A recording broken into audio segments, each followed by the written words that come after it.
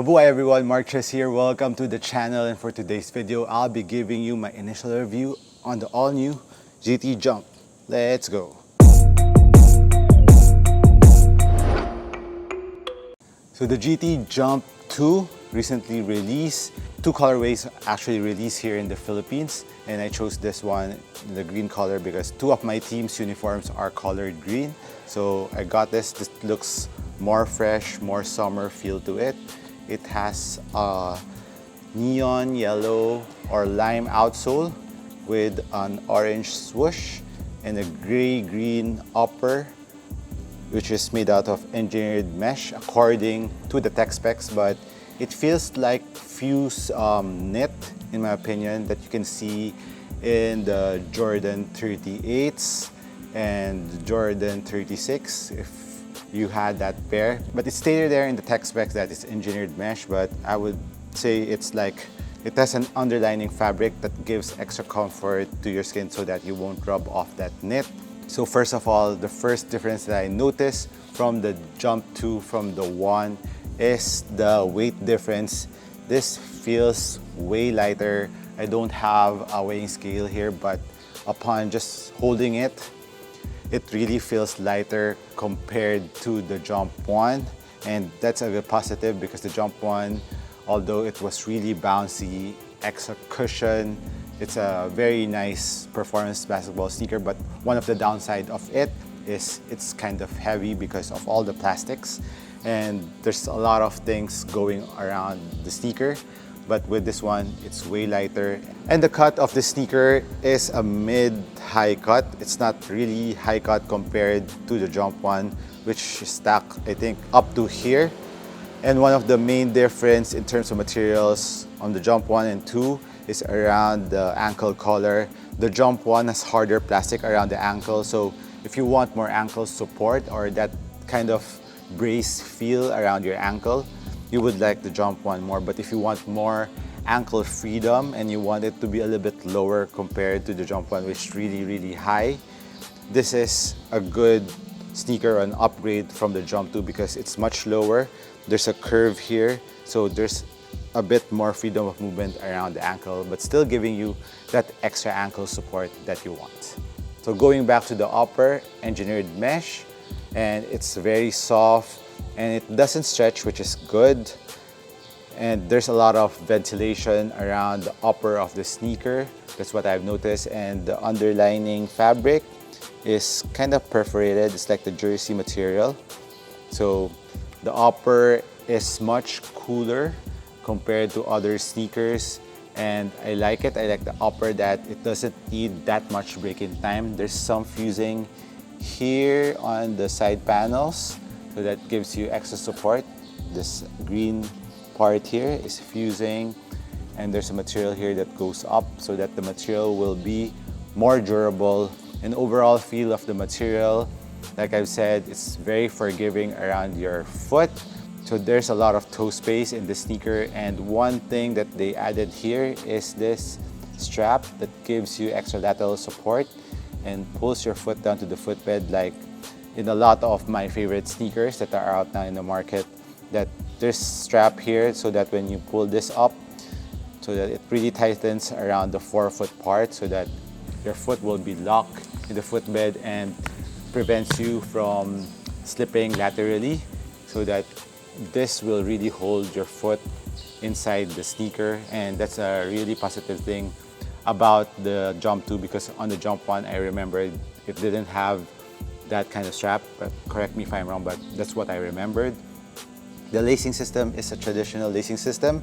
After that strap, it goes up here, this extra lace loop. You can lace it up to here if you want more ankle freedom, but I chose to lace it up to the last part so that my foot will be pulled to the heel part of the sneaker more, because that's what one thing that I noticed here. The heel lockdown is not as amazing as other sneakers like the Ja ones that really cups your foot really nicely, or the GT cut that really molds around your ankle. This one, I think because it's a high cut or a mid-high cut, so the cupping is more above your ankle. So there's a bit more space below the heel part right about here because it's empty there. So I wish that they added some more foam there because I can feel that there's some space there, but nothing that will give you injuries. But there's a little space there that really tightening your laces up wouldn't fix, but you really need to tighten it so that your foot will be pulled to the back part of the sneaker and your foot won't have any space around the heel part of the sneaker. So that's a tip here. So really need to pull it back so that it really contains your foot. Now as for the insole of the sneaker, it has that styrofoam-like insole, which you can see from the Kobe 6, the KDs, because it has a full-length zoom straddle, which is really nice and one of the nicest creations that Nike has ever done in a basketball sneaker. So it has a full-length zoom straddle plus extra 2 zoom pods in the forefoot. You can see here that I think it's in the LeBron 16s, if I'm not mistaken, that those 2 zoom pods, which is also in the Freak 2. Yeah, Freak 2 also has that zoom pods and bounciness in the forefoot right off the box. You will really feel that very springy feeling around the forefoot.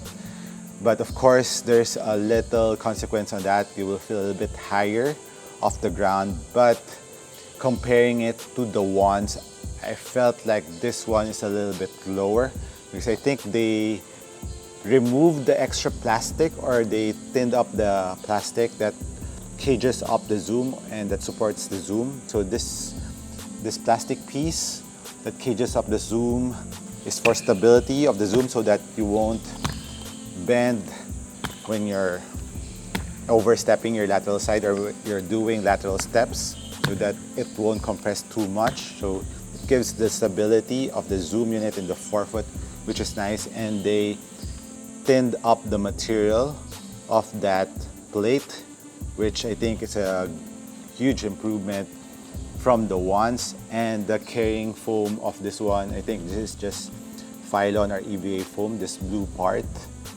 Here is foam and it's pretty light instead of the ones that they use plastic on the lateral side.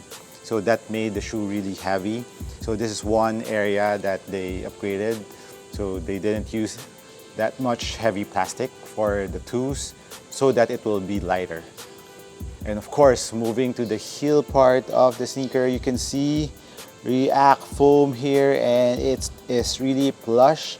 So when you're landing on your heel, it's really knee friendly. So this is a cushion setup, especially big players or heavier players would really love, and those who have knee problems. And as of now, I have a slight injury around my calf. So when I was trying it out, it was kind of more forgiving around my right leg because there's lesser impact on the floor when I'm jumping. So it's pretty good. This sneaker is pretty good, especially if you're rehabbing and you want to play, you want to slowly get back to your game.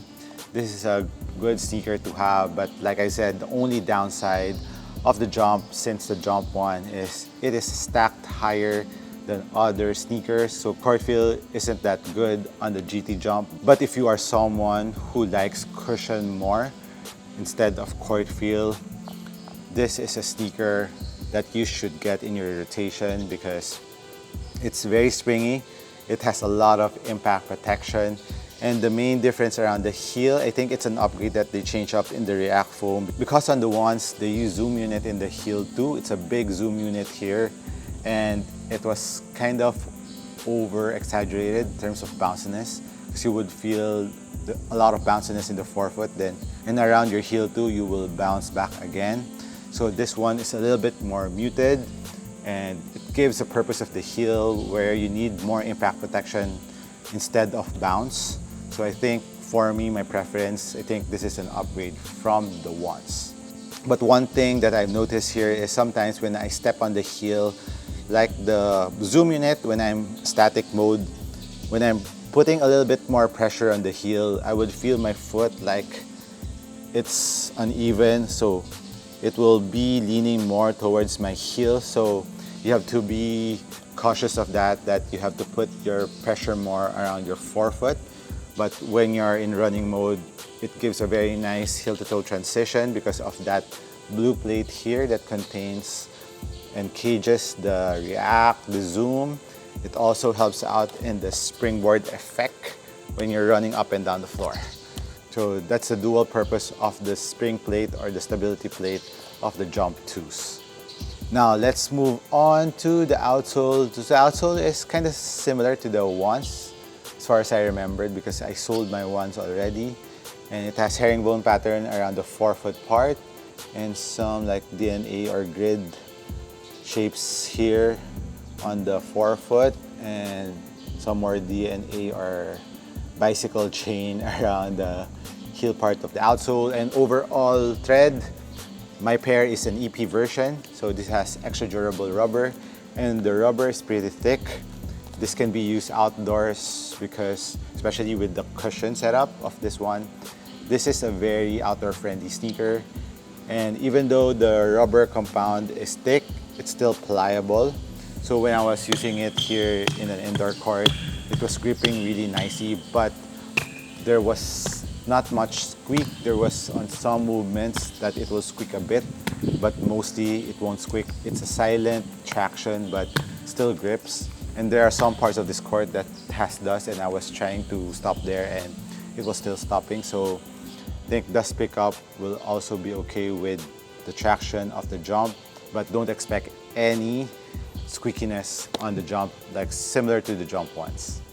As for sizing, the GT Jump 2 runs a bit long, so I went half a size down. This is a 10.5 because on the 11s when I tried it, there's a lot of toe space around here for me.